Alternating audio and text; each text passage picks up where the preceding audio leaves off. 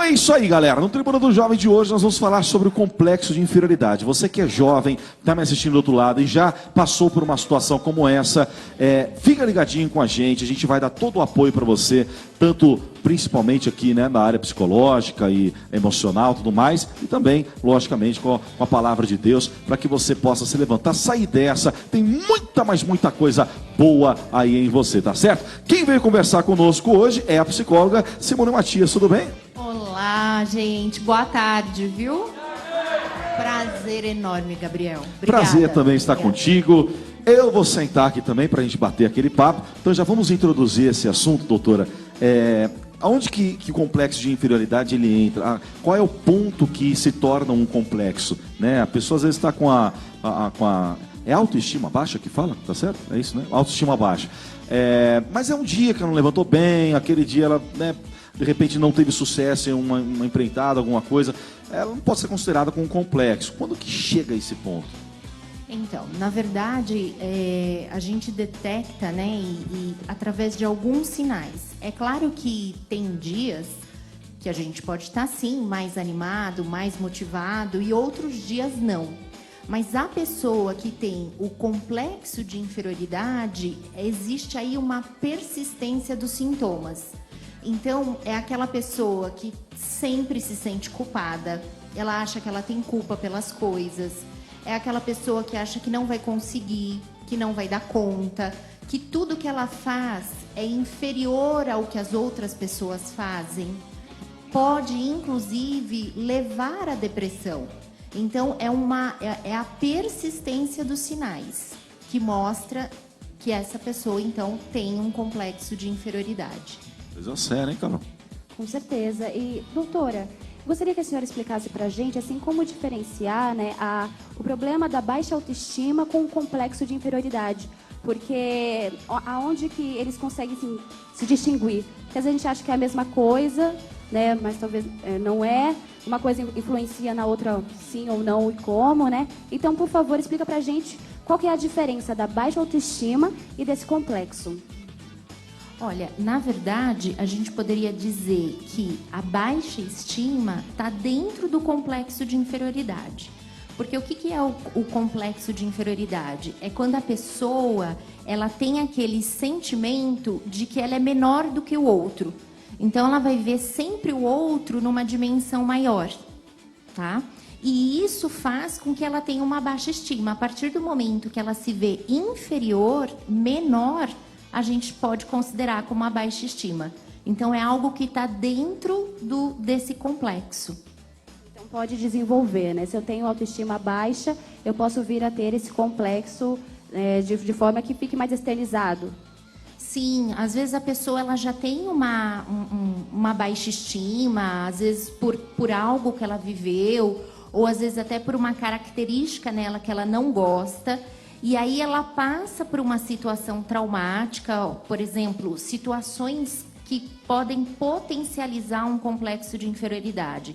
Então, o bullying, o preconceito, uma relação abusiva, onde a pessoa, né, é humilhada pelo parceiro, é desvalorizada. Então, quer dizer, tudo isso vai potencializando essa baixa estima e pode gerar, então, o que a gente chamaria dentro da psicologia, na verdade é um termo da psicanálise. É um termo da psicanálise. O autor, né, desse termo, o criador desse termo, ele é um psicólogo austríaco, que é o Alfred Adler, e aí ele, então, que traz essa ideia de complexo, tá? Então, são duas coisas muito ligadas, baixa estima e a inferioridade. Muito bem, a gente vê que é bem sério, né? Coisa séria mesmo, hein, Marção? Muito. Doutora, tudo bem? Hoje a galera está muito envolvida com redes sociais, ali se expõe muito, né? E isso influencia muito em quem tem um complexo de inferioridade. As redes sociais hoje influenciam nesse estado a qual ela está vivenciando? Muito, influencia muito, porque, na verdade, a rede social, muitas vezes, ela vai potencializar o bom, né? Então, a gente acaba vendo, né, aquela pessoa que, nossa, é bem-sucedida, isso na rede social, né? Então, está sempre bonita, está em lugares sempre bonitos. Então, muitas vezes, para a pessoa que já tem esse complexo, o que ela faz? Ela tem uma visão idealizada do outro. Então, ela tem, na verdade, uma visão fantasiosa de que o outro é muito grande, de que o outro é melhor, né? Então, ela tem essa expectativa idealizada do outro. E, às vezes, ela também tem a gente fala que uma expectativa idealizada de si próprio, que é aquela coisa, eu só vou ser feliz, eu só vou ser importante se eu tiver igual a essa pessoa, se eu tiver o carro tal, se eu tiver a roupa tal. Então, a rede social, ela contribui muito para que as pessoas se sintam cada vez menores perante o outro. Coisa séria mesmo. Eu até tenho uma pergunta referente a isso, puxando o gancho do Márcio, só que eu queria chamar, nós tivemos uma participação do PG, do cantor PG, e ele fez uma pergunta para a doutora e a gente queria soltar. Fala aí, PG. Galera, e aí pessoal do Movimento Jovem, PG falando com vocês, muito bom revê-los e falar com vocês novamente. A minha pergunta para a psicóloga é a seguinte, ao identificar esse complexo de inferioridade, isso é algo que é causado por um trauma num determinado momento da nossa vida, quando a gente descobre a vida, né, como ela é de verdade, tipo, sei lá, depois dos 10, 11 anos de idade, alguma coisa assim, ou isso é uma coisa que é genético? Como que a gente pode definir isso? Qual é o tratamento, qual é a maneira correta de tratar esse tipo de situação? Um abraço a todos, Deus abençoe vocês. Valeu, PG, pela participação. E aí, doutora? Ótima pergunta do PG. Bom, então a gente fala de dois tipos de complexo de inferioridade. Então, que a gente chamaria de primário. O primário é aquele que teria uma gravidade maior, porque ele é desenvolvido lá na primeira infância. Então, aquela criança que sofreu palavras de ofensa pelos pais, que nunca foi elogiada, pais que praticavam comparação. Então, isso é muito ruim. Pai, não compare o seu filho. Não compare. Isso, a gente tem que pensar que isso gera, já na criança, um trauma. Desperta um trauma. Por exemplo, crianças que tiveram pais alcoólatras ou dependentes de outra substância também tendem a desenvolver um complexo de inferioridade. Por quê? Porque aquela criança, ela foi entendendo que, por exemplo, o álcool ou a droga na vida dos pais era sempre mais importante do que ela. E aí isso vai gerar um bloqueio na fase adulta. Então, a gente chamaria aí de primário. O complexo de inferioridade secundário é aquele que eu mencionei, ele pode acontecer, a pessoa pode desenvolver já numa fase mais adulta, então, portanto, de uma profundidade um pouco melhor e talvez mais fácil de ser tratado, que é quando a pessoa passa por uma situação traumática, às vezes um preconceito, alguém que zombou, que zoou de alguma característica, ou passou por uma relação abusiva, então ela desenvolve então aí o secundário. O tratamento é fundamental, o acompanhamento psicológico é a base desse tratamento. Eu diria que um primeiro passo é a pessoa reconhecer, então ela precisa identificar em si e reconhecer que ela tem o problema. E um segundo passo é ela começar a adotar atitudes mais positivas, atitudes mais construtivas no seu dia a dia, entendendo que nós somos vulneráveis, nem sempre a gente vai estar seguro, a insegurança faz parte, que isso não significa ser inferior. E um terceiro ponto que eu não poderia deixar de falar é que a gente precisa reconhecer, Gabriel, a nossa identidade em Cristo. Porque quando a gente reconhece a nossa identidade em Cristo, não importa, né, se nós passamos por dificuldades, se nós temos marcas, mas a gente sabe quem nós somos, né? Lá em 2 Coríntios, no 10:12 diz: quando eu estou fraco, é aí que eu estou forte. Legal, gente. Muito bom. Então, assim, eu acho que esse é o ponto fundamental para um tratamento de sucesso. Com certeza, falou e disse, bateu o martelo, né, Carol? Bateu o martelo, com certeza. E esse ponto que a doutora falou a respeito da identidade, é quando a gente olha para o cenário assim, dos jovens hoje, de várias pessoas, mas se tratando dos jovens hoje, a gente vê que eles realmente estão meio perdidos nessa questão da identidade. E até trazendo para o campo espiritual, me parece que realmente é uma área que o inimigo tenta atuar para deixar os jovens confusos, porque se eu não sei quem sou, eu não sei quais são os meus direitos, eu não sei o que eu posso fazer em Cristo, eu não sei do que eu sou capaz. Então, né, vai gerando isso. E aí a gente tem para a parte emocional e tudo mais, muitas pessoas não procuram ajuda. Mas o que me parece, doutora, é que as pessoas que têm esse complexo, elas não percebem que têm. Às vezes elas falam no grupinho, comentam o tempo inteiro, né?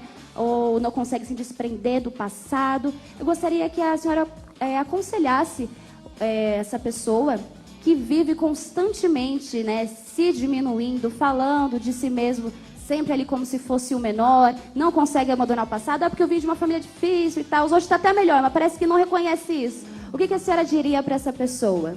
Certo.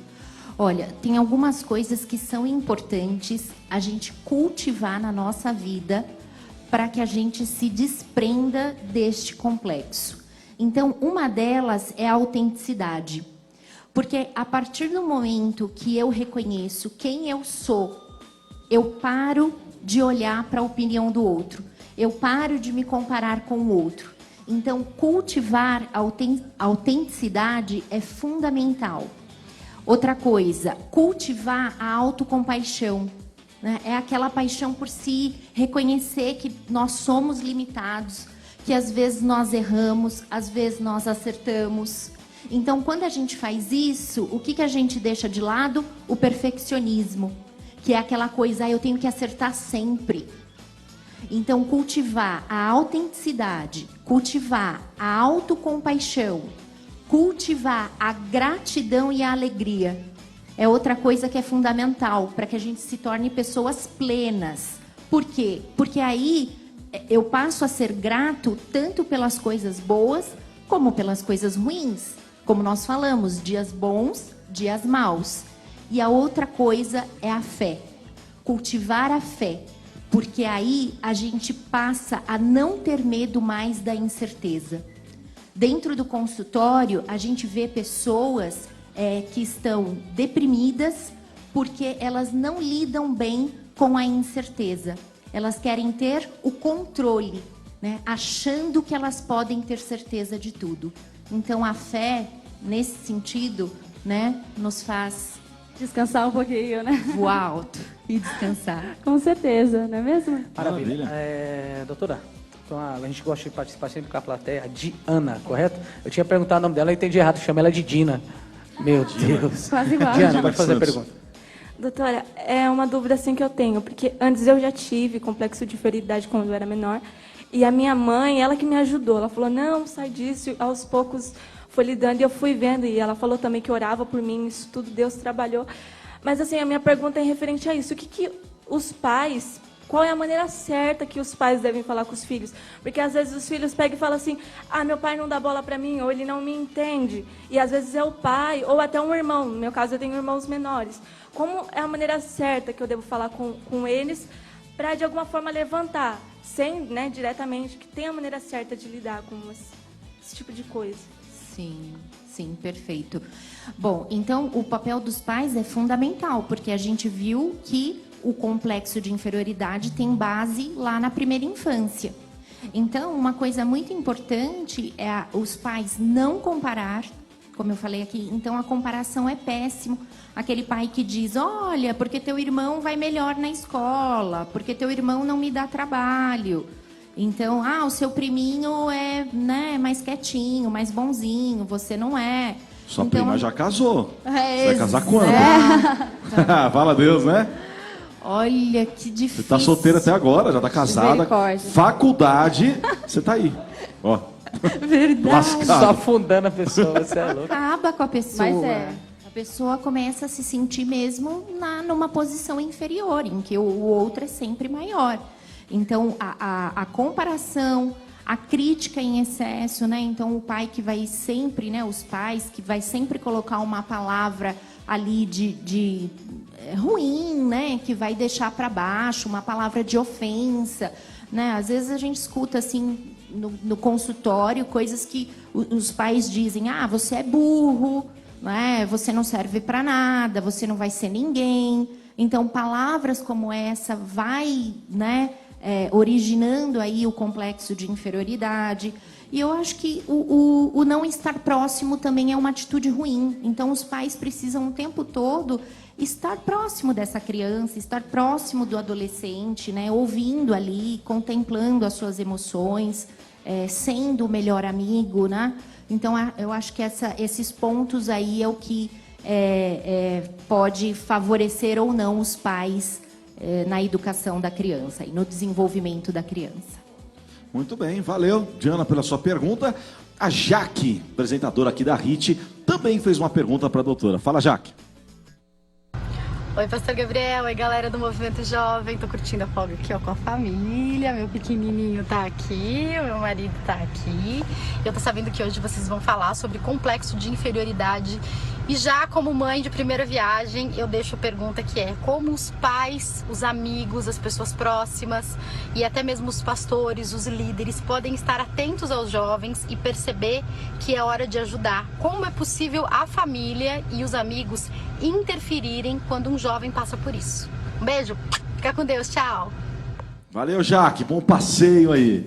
Doutora, como que a gente consegue ajudar? Porque às vezes a pessoa, ela tenta chegar, tenta se aproximar, só que o complexo às vezes está tão grande que ela mesma não quer ser ajudada, né?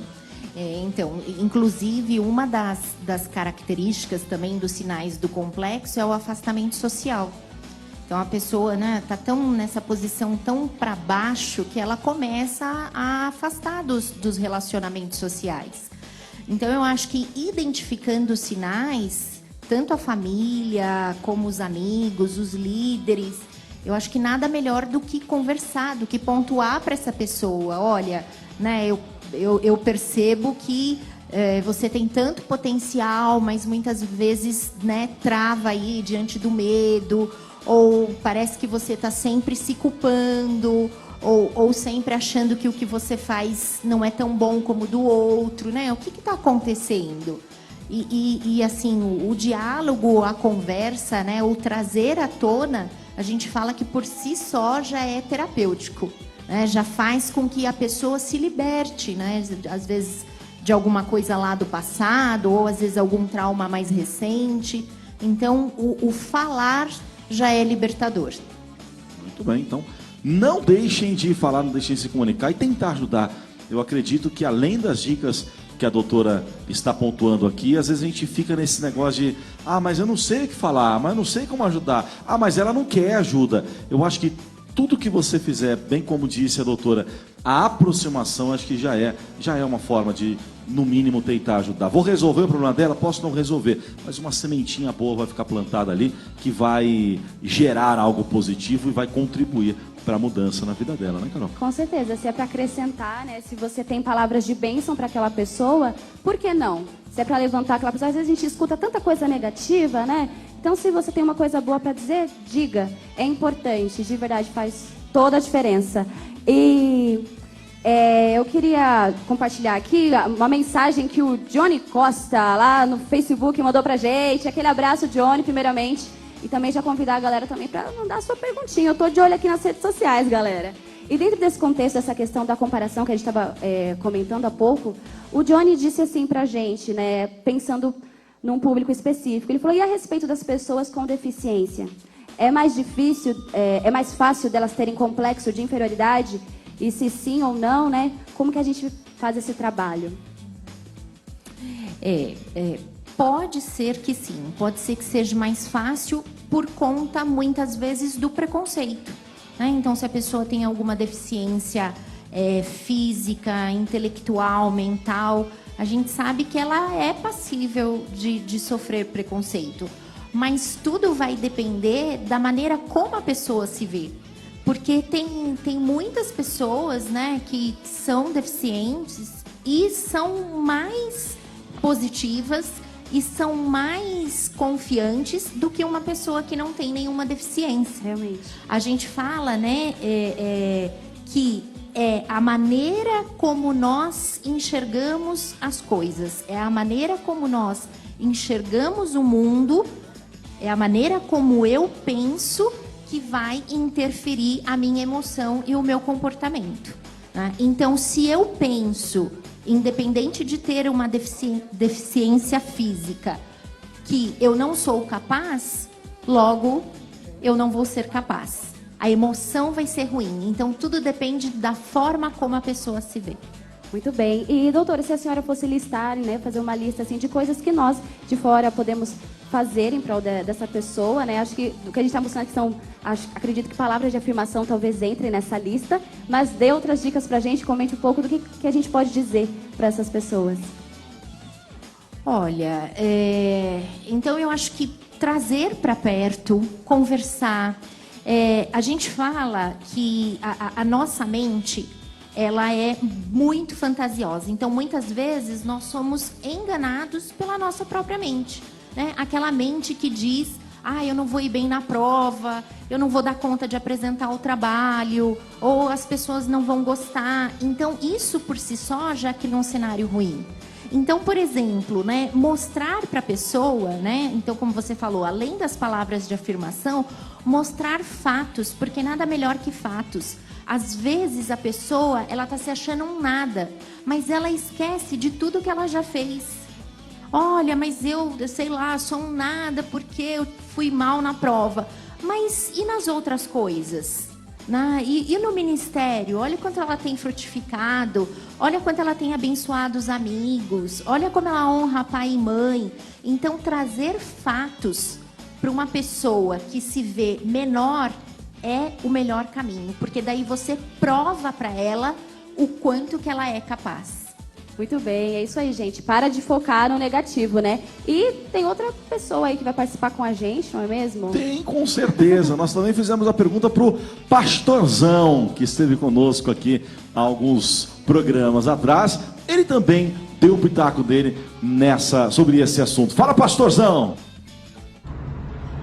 Fala, galera, Daniel Araújo, Pastorzão na área. Eu tô com o Jaziel aqui, meu batera, Rogério aqui, ó. Acabamos de chegar em Curitiba. Vou me apresentar aqui em Curitiba, no Paraná. Pediu para eu deixar uma mensagem aí pra vocês. Queria falar um negócio sobre autoestima, baixa autoestima, sobre complexo de inferioridade. Eu acho que não tem ninguém melhor para falar do que eu, porque eu sempre sofri isso, porque eu sempre fui alto. Eu sempre fui obeso, eu sempre fui diferente da minha família, não só na família, mas também na igreja, né? Sempre gordebinha, sabe? Olha lá ele, acabava o louvor, eu ia enrolar o cabo, abaixava assim para enrolar o cabo, o pessoal, olha lá, a hora da oferta, né? Então eu sofri muito bullying na minha infância, na escola, na igreja, em todo lugar. Então eu sempre tive a minha autoestima muito baixa, sabe? Porque a gente associa ao que os outros falam, né? Eu sei, talvez você seja meio zoadinho, zoadinha, meio tortinho, tortinha, mas eu tenho certeza que você tem algo único que Deus deu só pra você, que pode fazer a diferença na vida das pessoas. E isso muda totalmente a sua autoestima. Eu acho que uma outra coisa que preocupa muito dentro da igreja é que a gente está sempre apontando para as pessoas de fora da igreja como se elas fossem mais pecadoras que nós, como se elas fossem mais imerecedoras do céu do que a gente. Talvez isso também tenha a ver com um complexo de inferioridade, porque às vezes eu preciso detonar ou depreciar outra pessoa para eu me sentir melhor, para eu me sentir mais merecedor. É algo para se pensar também. Você não é melhor que ninguém, você não é pior que ninguém, você é apenas diferente. E se você souber usar esses traços que você tem nas suas características que você tem, eu tenho certeza que você vai arrumar o seu crush, seu namorado, seu noivo, o seu espaço no mercado de trabalho, o seu espaço no seu ministério e tudo mais, porque o que é seu ninguém toma. Você não precisa derrubar, puxar tapete de ninguém para você conquistar suas coisas. O que Deus tem para sua vida, Ele tem para sua vida. Chega, manda a baixa autoestima para lá. Fala assim, eu sou bonito, eu sou gente boa e o Espírito Santo mora dentro de mim, eu sou demais. É nóis, tamo junto, beijão. Fui. Me segue no Insta lá, Daniel 7 Araújo. Valeu. Esse tem a autoestima lá em cima, Né? Esse conseguiu vencer, né? Eu quase morri aqui com o negócio da hora da oferta. Enfim, é bem isso, né, que o Daniel falou, porque muitas vezes a gente enxerga muito mais pelo ângulo dos outros, né, do que pela palavra, pela luz da palavra de Deus e pelo que a gente enxerga. Porque muitas vezes, doutora, é até o que eu ia falar anteriormente, a pessoa muitas vezes ela não consegue se olhar e ver as suas próprias qualidades. Ela sempre vai buscar o olhar do próximo, né? O que você está achando? Como é que você está achando? Você acha que eu estou gordo? Não é assim que a mulher fala? Você acha que eu estou gorda? Você acha que eu estou feia? Você acha que está assim? Ou o rapaz fala, né? Tô muito magro, tô muito baixo, muito isso. É sempre pelo olhar do outro. E aí a pergunta que eu queria fazer, doutora, o Márcio tinha citado em relação às redes sociais. Levando para a televisão agora, por exemplo, os comerciais, os padrões que são estabelecidos. Sempre que você vai num shopping, está lá um manequim, e o manequim, não existe uma pessoa igual ao manequim, né? É sempre alguém extremamente magro, aquele tal do corpo perfeito, aquela coisa. Na televisão eles querem vender uma coisa para um grupo muito seleto de pessoas que essa perfeição que eles vendem não existe, né? Ou realmente é um grupo muito seleto, ou é aquele grupo que aparece nas redes sociais dessa forma, mas depois vai tirando tudo e não é, desmontando, não é justamente aquilo. A propaganda, o marketing também causa o complexo de inferioridade nas pessoas por não se encaixarem dentro de uma sociedade tão perfeita? Muito, muito. E são aquelas mensagens que a gente chama de subliminar, né? Então, é exatamente isso. Sempre passando por trás uma informação de que eu preciso ser magro, eu preciso ter determinada estatura, eu preciso vestir determinado tipo de roupa. Então, influencia muito. E assim, as pessoas muitas vezes começam a entrar nessa busca por um corpo perfeito, na busca por uma aparência perfeita, e isso é muito ruim, né? Porque tira a autenticidade da pessoa, e muitas vezes a pessoa ela não tem aquele biotipo, ela não tem aquele padrão, e ela vai sofrer muito com isso, né? Então, né, diversos distúrbios psicológicos podem se dar a partir disso. Então, a gente sabe que muitas meninas, né, têm aquela lá anorexia porque querem ser magras a qualquer custo, né? Então não se alimenta, chegando a pesar pouquíssimo, né? 30 quilos, muitas precisando ser internadas em busca dessa perfeição.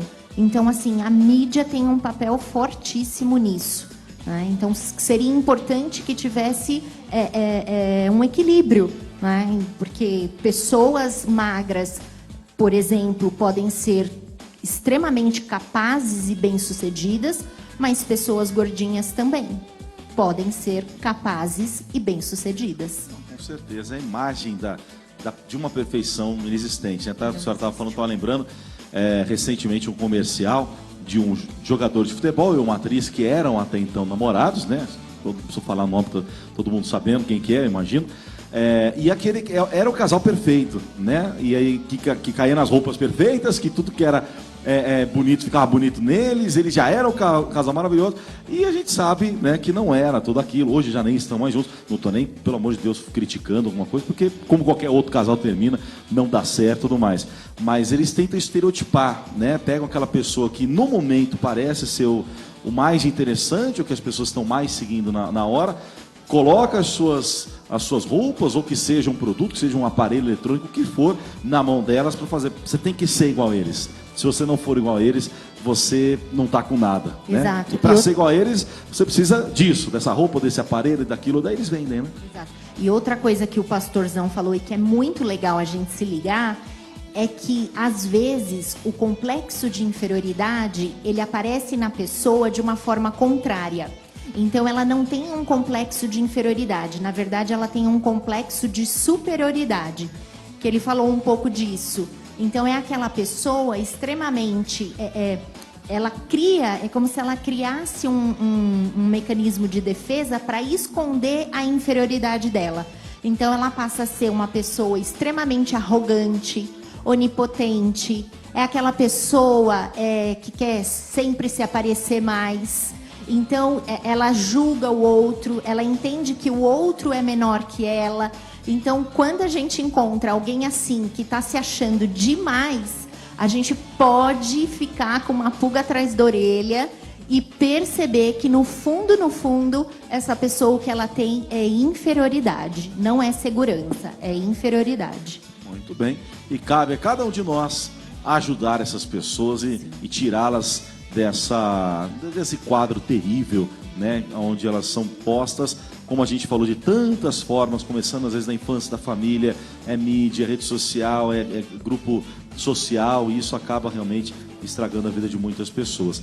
Queríamos dar uma esticadinha mais aqui, mas o programa segue, continuamos aí, vamos depois, de repente, continuar esse tema numa próxima vez, mas queríamos agradecer, doutora, a sua participação, toda a sua visão em relação a esse assunto, e com certeza ajudou bastante as pessoas. Obrigado pela presença. Deixa seus contatos, por gentileza. Obrigada, gente. Foi uma alegria, uma satisfação. Me sigam lá no Insta, é @simatiaspsicóloga. Tem um canal no YouTube que tá bem legal. Lá eu falo um pouco sobre assunto, falo sobre perdão, falo sobre relação com pais, que é o Eis-me Aqui, Simone Matias.